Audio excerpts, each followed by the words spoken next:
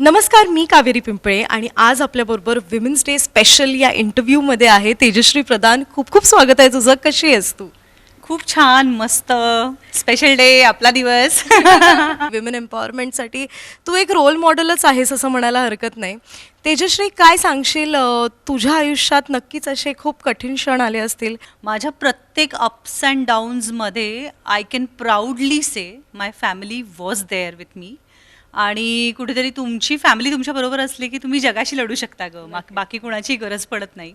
आणि मला असं वाटतं की हा प्रश्न छान आहे, पण हा बाई म्हणूनचा प्रश्नापेक्षा हा इतका इंडिव्हिज्युअल, हा ह्युमन लेवलवरचा प्रश्न आहे की तुमच्या लाईफमध्ये जेव्हा अप्स अँड डाऊन्स येतात तर आपल्याकडे असं म्हटलं जातं की अरे बॉईज शुड नॉट क्राय वगैरे. तर असं नाही आहे. मुलांना पण त्या भावना असतात, मुलींना पण त्या असतात.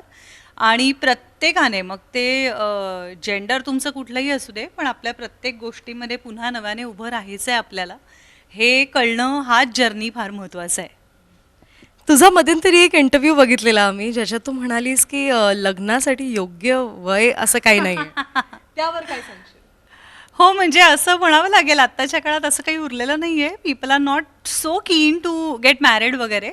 पण मला असं वाटतं की तुमची जेव्हा योग्य वेळ असेल आणि जेव्हा तो योग्य दिवस येईल तेव्हा ती करेक्ट व्यक्ती तुमच्या समोर येऊन उभी राहील प्रत्येकाच्या. 30च्या नंतर लग्न करावं की 30च्या आधी? नाही, इट डिपेंड्स. म्हणजे आजच्या काळात तर लोक म्हणजे करिअर ही इतकी मोठी प्रायोरिटी झाली आहे प्रत्येकासाठी. त्यामुळे मला असं वाटतं फार क्वचित वेळा लोक 30च्या आधी लग्न कन्सिडर करतायत.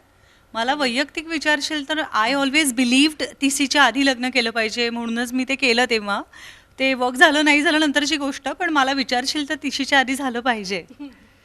त्याचं महत्त्वाचं कारण मला असं वाटतं की तुम्ही 30पर्यंत ना खूप छान मोल्ड होऊ शकता.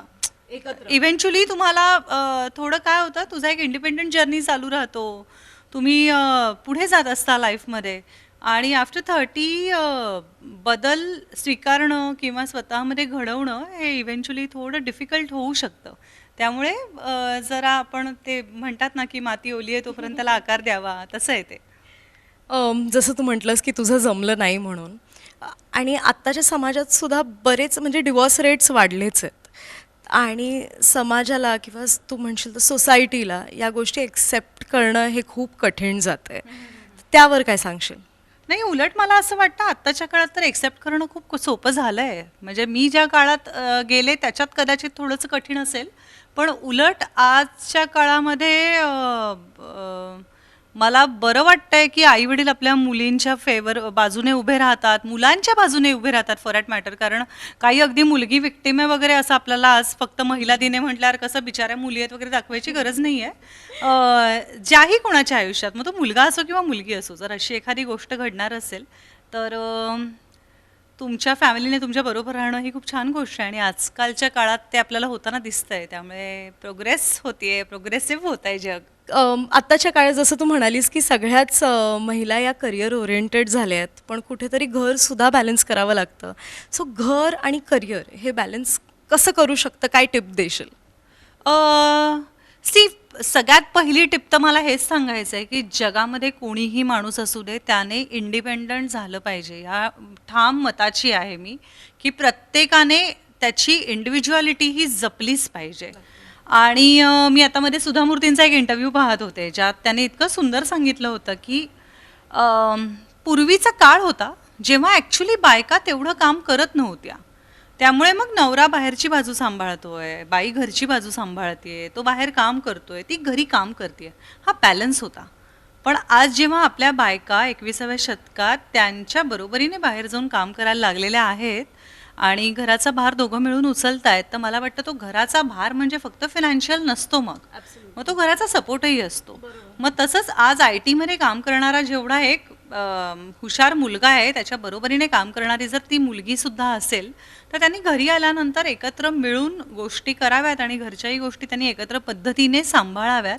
सो बॅलन्स जो काय आहे ना, त्याची व्याख्या जर आपण महिला दिनाला थोडीशी बदलली की बाईने बाहेरचं जग आणि घरचं जग कसं सांभाळायचंच्या ऐवजी मुलगा आणि मुलगी यांनी मिळून बाहेरचा समतोल आणि घरातला समतोल कसा सांभाळायचा, तर I think that will be more appropriate. जेव्हा तू तुझ्या करिअरची सुरुवात केलीस तेव्हा सेल्फ मेड व्हायचंच आहे किंवा कोणाचा सपोर्ट घ्यायचा असं तुझ्या मनात कधी आलेलं का? नाही नाही, सेल्फ मेड व्हायचं आहे ह्याला तर म्हणजे काही त्याला पर्यायच नाही आहे असं मला वाटतं. कारण तुमच्या आयुष्यातला कॉन्फिडन्स हा कुठेतरी तुमची समाजातली पोझिशन पण ठरवते. किंवा आज तुमच्याकडे जेव्हा तुमच्या स्वतःच्या नावावरचा पैसा असतो ना, तेव्हा आयुष्यातले काहीतरी निर्णय घेणं किंवा एखाद्या निर्णयामध्ये आपला से असणं हे जास्त महत्त्वाचं झालं आहे. काळ बदलत चालला आहे, त्यामुळे बदलत्या काळाबरोबर जर आपल्याला पुढे जायचं असेल, आणि मला वाटतं आज मुलंही तेवढीच अंडरस्टँडिंग झाली आहेत.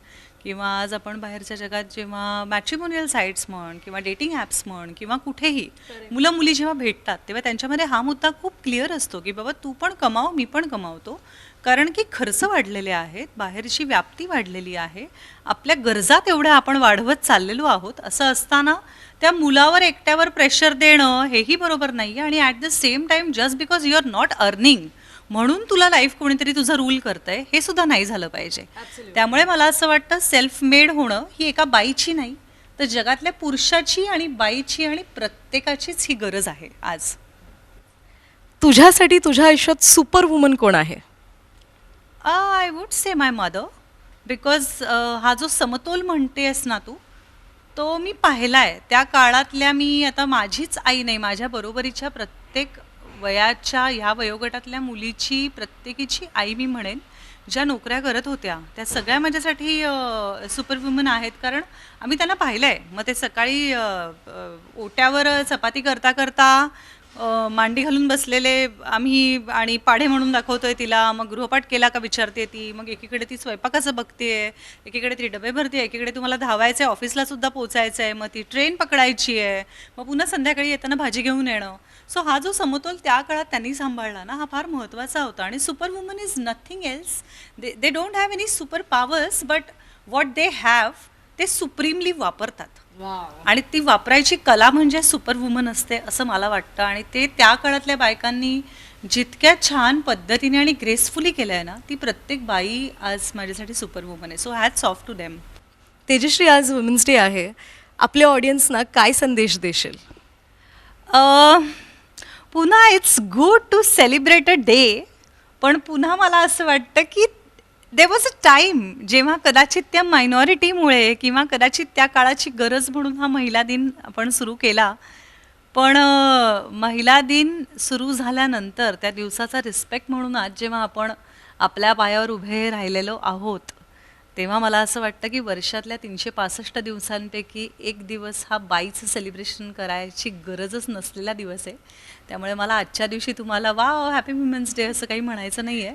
आज जी बाई रोज सकाळी उठते, स्वतःला बेडमधून पुश करते आणि एक अत्यंत ग्रेसफुल दिवस जगते, जिच्या आयुष्यात अप्स अँड डाऊन्स आहेत, जिला आज कुठले तरी प्रॉब्लेम्स ती फेस करते आहे, तिला आज कुठली तरी टेन्शन आहेत, पण ती स्वतःच्या लाईफवर गिवअप न करता नाही तरीसुद्धा जगणं याला पर्याय नाही आहे. आणि आपल्याला आपलं आयुष्य ग्रेसफुलीच जगायचं आहे हे म्हणून जी चेहऱ्यावर छान आनंदी राहून तिचा दिवस सस्टेन करते आहे, त्या प्रत्येक बाईला माझा आज सलाम आहे. आणि फक्त वुमेन्स डेसाठी नाही तर 365 दिवस हे आपण वुमेन्स डे सारखेच घालवले पाहिजेत. प्रत्येक दिवस हा आपला असला पाहिजे. आणि मला संदेश म्हणशील तर प्रत्येकाला असं सांगायचं आहे की जर कधीही लाईफमध्ये असं वाटलं ना की आज थोडं डिफिकल्ट वाटतं आहे यार, आज नाही जमत आहे मला, किंवा आजचा दिवस कठीण आहे, तेव्हा स्वतःला एक गोष्ट सांगा की आपण जे आयुष्य जगतोय रोजच्या दिवशी देवाने जे तुम्हाला ऑफर केलेलं आहे, बिलीव्ह मी, ते जगणं हे मिलियन्सचं स्वप्न आहे. आणि ते स्वप्न आज तुम्ही जगताय. आपल्याला आज देवाने जे काही दिलं आहे ते जर आठवलं तर यार मी खूप लोकांचं स्वप्न जगते आणि मला ते जगत असल्यामुळे वेगळी स्वप्न बघायची मुभा मिळालेली आहे.